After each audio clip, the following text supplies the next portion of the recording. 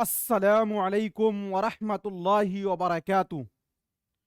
दोस्तों, मैं निशात अहमद आप तमाम साथियों का बहुत बहुत इस्तकबाल करता हूं।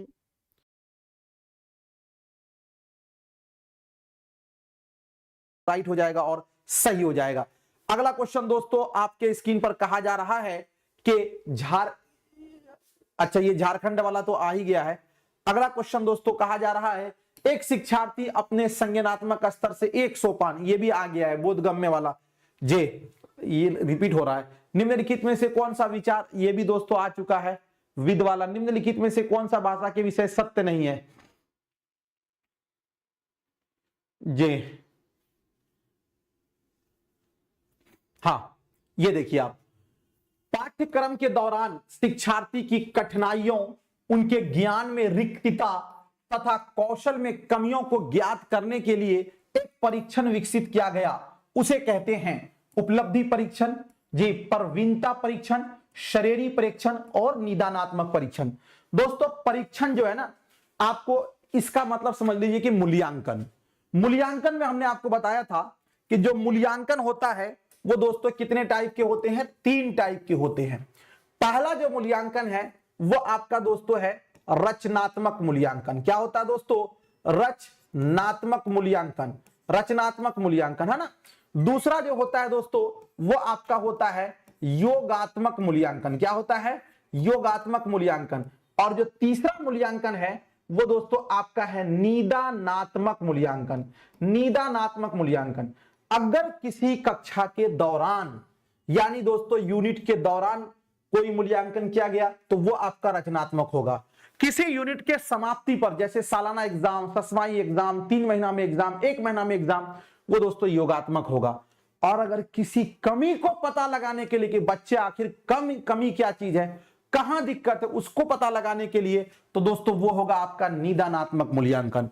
अब हमको इस क्वेश्चन में कहा गया पाठ्यक्रम के दौरान शिक्षार्थी की कठिनाइयों यानी उसकी कमियां, उनके ज्ञान में रिक्तता, रिक्तता का मतलब खाली यानी कि कोई कमी है, तथा कौशल में कमियों को ज्ञात करने के लिए एक परीक्षण विकसित किया गया है, उसे कहते हैं, यानी कि उसकी कमी को पता लगाने के लिए, तो दोस्तों इसे ही तो कहेंगे निदानात्मक परीक्षण।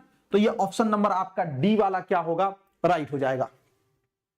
अगला प्रश्न है दोस्तों आपके, व्याकरण की कक्षा में हमें पहले क्या करना चाहिए? व्याकरण की कक्षा में हमें पहले डॉट डॉट क्या करना चाहिए? व्याकरणिक रूप कैसे बनते हैं इसकी व्याख्या करनी चाहिए, कि यानी एक व्याकरण बनता कैसे है, ये मकसद है, या हमें बच्चे को भाषा प्रयोग? तो दोस्तों ये वाला तो आपका कट जाएगा।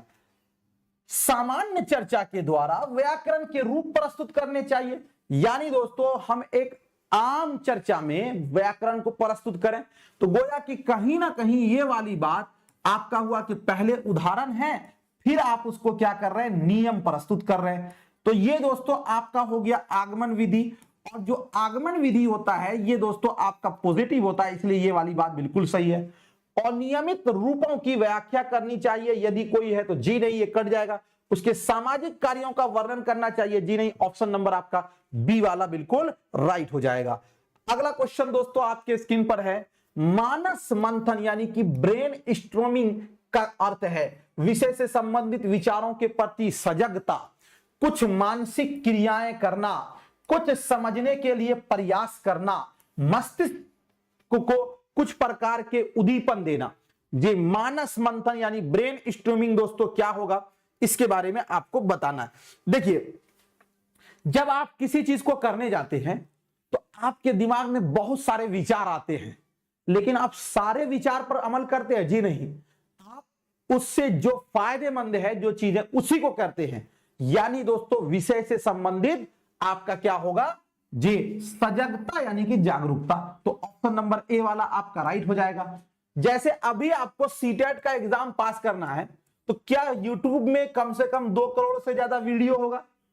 तो सारे वीडियो तो आप नहीं देखते हो, लेकिन जो सीटेट से संबंधित है उसी को देखते हैं। तो यही हुआ सजगता जो हमारे लिए फायदेमंद है। तो दोस्तों मानस मंथन यानी कि विषय से संबंधित विचारों के प्रति सजगता, ऑप्शन नंबर ए वाला राइट हो जाएगा। अगला है कि निम्नलिखित में से कौन सी अवधारणा भाषा शिक्षण के विषय में गलत है? यानी कि भाषा शिक्षण के विषय में कौन सी बात जो है वो आपकी गलत है। पहला दोस्तों कहा गया है शिक्षार्थी वास्तविक परिस्थितियों में भाषा प्रयोग के प्रयास द्वारा भाषा अर्जित करते हैं। हमको कहा गया गलत यानी कि निगेटिव, तो इसमें दोस्तों 3 जो है आपका हो जाएगा पॉजिटिव, 1 है निगेटिव, वही बताना। तो पहला ऑप्शन ये है कि शिक्षार्थी वास्तविक परिस्थितियों में भाषा प्रयोग के प्रयास द्वारा भाषा अर्जित करते हैं, यानी बच्चे अपने हकीकी जिंदगी में दोस्तों भाषा को हासिल करते हैं। तो ये बात तो बिल्कुल सही है। शिक्षार्थी की प्रथम भाषा सीखने में महत्वपूर्ण भूमिका निभाती है, यानी ये कह रहा है कि शिक्षार्थी जो है प्रथम भाषा, दोस्तों जी इसमें कहा गया कि बच्चे जो है प्रथम भाषा आपको दूसरी भाषा सीखने में भूमिका निभाती है, ये बात बिल्कुल सही है। भाषा शिक्षण का ध्यान संप्रेषणात्मक गतिविधियों पर होना चाहिए। संप्रेषण का मतलब होता है बातचीत, यानी जब हम बच्चे को भाषा सिखाएं तो हमारा ध्यान इस बात पर होनी चाहिए कि ज्यादा से ज्यादा बातचीत हो, तो ये बात भी बिल्कुल सही है। भाषा शिक्षण में बोलने की जगह लिखने को महत्व देना चाहिए, जबकि दोस्तों भाषा का मतलब ही है कि हमको संप्रेषण के आपको कौशल आ जाए, तो ये लिखने पर जी नहीं, ये आपका गलत हो जाएगा। इसीलिए दोस्तों आपका ऑप्शन नंबर डी वाला क्या होगा, राइट हो जाएगा। अगला है किस पाठ या अवधारणा विशेष के अंत में आयोजित की जाने वाली परीक्षा या टेस्ट कहलाती है। किसी पाठ या अवधारणा यानी कि कोई टॉपिक के लास्ट में दोस्तों कोई परीक्षण या मूल्यांकन किया जाए तो वो क्या कहलाता है, निदानात्मक परीक्षण, श्रेणी हेतु परीक्षण, उपलब्धि परीक्षा और साथियों स्मृति परीक्षा। देखिए किसी पाठ या अवधारणा के लास्ट में जो परीक्षा किया जाता, टेस्ट लिया जाता है दोस्तों, उसको तो कहा जाता है योगात्मक मूल्यांकन, लेकिन चूंकि यहां पर योगात्मक नहीं है तो दोस्तों इसीलिए आपका होगा निदानात्मक परीक्षण। ऑप्शन नंबर ए वाला आपका बिल्कुल राइट हो जाएगा और सही हो जाएगा। अगला क्वेश्चन दोस्तों आपके स्क्रीन पर है, भाषा के उत्पादक कौशल हैं पठन तथा लेखन, पठन तथा श्रवण, वाचन तथा लेखन, वाचन तथा साथियों श्रवण। देखिए उत्पादक कौशल का मतलब यह होता है दोस्तों कि पैदावारी महारत, ये जिस तरह हिंदी में पूछा गया ना, इसी तरह दोस्तों उर्दू में भी पूछा गया है। दोनों क्वेश्चन आप देखेंगे, आप तो कर ही रहे हैं उर्दू हिंदी दोनों, तो आपको पता चलता होगा कि उर्दू और हिंदी ट्रांसलेट किया हुआ लगता है। ये उत्पादक कौशल को ही दोस्तों कहा जाता है पैदावारी महारत। क्या कहते हैं, पैदावारी महारत। अब आप समझिए मेरी बात, हमने आपको बताया था कि भाषा के कितने कौशल है दोस्तों, तो आपको बताया था कि भाषा के 4 कौशल है। कौन कौन से भाई, तो पहला आपका हो जाएगा सुनना, दूसरा हो जाएगा दोस्तों बोलना, और तीसरा आपका हो जाएगा पढ़ना, और चौथा आपका हो जाएगा लिखना। ये 4 कौशल है भाषा के। इसमें दोस्तों सुनना और पढ़ना ये दोनों जो है, हम दूसरों के ख्यालात, दूसरों के जज्बात को सुनकर या पढ़कर समझते हैं, तो इसको कहा जाता है ग्रहणात्मक कौशल। क्या कहते हैं भाई, ग्रहणात्मक कौशल। और बोलकर या लिखकर हम अपनी बात को दूसरों तक पहुंचाते हैं, तो इसको कहा जाता है दोस्तों रचनात्मक कौशल। क्या कहते हैं, रचनात्मक। देखिए जो रचनात्मक कौशल है ना, उसी को कहते हैं उत्पादक कौशल। क्या कहते हैं, उत्पादक यानी कि पैदावारी महारत। तो अब देखिए अगर हम ये कहते हैं पठन तथा लिखना, तो पढ़ना तो आपका ग्रहणात्मक में आएगा, नहीं होगा। पठन तथा श्रवण, पढ़ना और सुनना दोनों ग्रहणात्मक में होगा, ये भी नहीं होगा। वाचन तथा लेखन, वाचन का मतलब बोलना और लेखन का मतलब लिखना, तो दोस्तों बोलना और लिखना रचनात्मक है, यही आपका उत्पादक कौशल है। तो दोस्तों आपका ऑप्शन नंबर सी वाला क्या हो जाएगा, राइट हो जाएगा।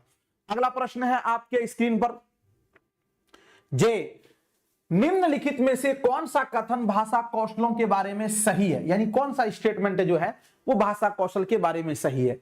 विद्यालयों को केवल पठन तथा लेखन कौशल पर ध्यान देना चाहिए, क्योंकि श्रवण तथा वाचन कौशल स्वतः ही आ जाते हैं। यानी कहा जा रहा है कि केवल हमें दोस्तों पढ़ने और लिखने पर ध्यान देना चाहिए, जी नहीं, ये आपका कहीं ना कहीं गलत है। भाषा कौशलों को श्रवण, वाचन, पठन तथा लेखन के उचित क्रम में पढ़ाना चाहिए, यानी ये चारों के चारों जो है वो दोस्तों हमें उचित क्रम में पढ़ाना चाहिए, ये सही होगा। सभी भाषा कौशल अंतः संबंधित है तथा शिक्षण अधिगम प्रक्रिया में इन्हें एकीकृत किया जाना चाहिए। यानी एकीकृत का मतलब होता है दोस्तों इकट्ठा करना, यानी कि चारों के चारों कौशल आपस में अंतः संबंधित है, मिले जुले हैं। हमें इसको दोस्तों एक साथ पढ़ाना चाहिए। एकीकृत का मतलब इकट्ठा करना, इंजमाम करना। तो ये बात बिल्कुल सही है दोस्तों, इसीलिए ऑप्शन नंबर जो है सी वाला आपका राइट हो जाएगा। अगला प्रश्न दोस्तों आपके स्क्रीन पर, वाचन कौशल को विकसित करने का एक महत्वपूर्ण पहलू है। यानी वाचन का मतलब क्या हुआ, बोलना। यानी अगर हमको किसी को बोलने की महारत को दोस्तों बढ़ावा देना है, यानी बोलने में माहिर बनाना है, तो हमें किस पहलू पर ध्यान देना होगा? स्पष्ट तथा शुद्ध उच्चारण का प्रयोग करना, यानी कि वो जो भी बोले वो स्पष्ट बोले और सही बोले। तो ये बात आपको सही लग रही है, लेकिन हमने आपको एक चीज ये कहा था कि दोस्तों जब कभी आपसे ये पूछ ले कि बताइए कि पढ़ना का मतलब क्या होता है, तो पढ़ना का मतलब होता है दोस्तों अर्थ को समझना। और जब हमें कभी पूछ ले आपसे सुनना का मतलब क्या होता है, तो सुनना का मतलब होता है दोस्तों ध्यान से सुनना। और लिखना का मतलब क्या होता है, तो लिखना का मतलब होता है दोस्तों अपने अनुभव को लिखना, अनुभव को लिखना। और दोस्तों बोलना का मतलब क्या होता है, तो बोलना का मतलब होता है संदर्भ में बोलना। किसमें बोलना? संदर्भ में बोलना। तो दोस्तों स्पष्ट तथा शुद्ध उच्चारण का प्रयोग करना, ये वाली बात आपकी गलत है।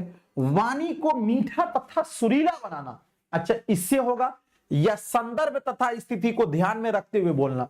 दोस्तों हमारी वाणी कितनी भी मीठी हो, हमें अगर ये पता नहीं कि कहां हमें बोलना है, कहां नहीं बोलना है, कहां क्या बोलना है, तो दोस्तों जे आपको क्या है कि फिर सही नहीं होगा। तो इसलिए संदर्भ तथा स्थिति को ध्यान में रखते हुए बोलना, ऑप्शन नंबर सी वाला आपका राइट हो जाएगा।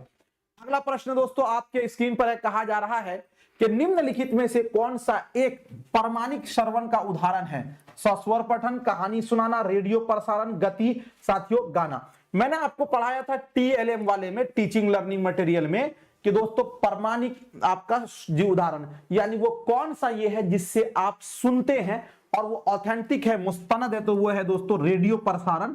आपका ऑप्शन नंबर सी वाला क्या होगा, राइट हो जाएगा।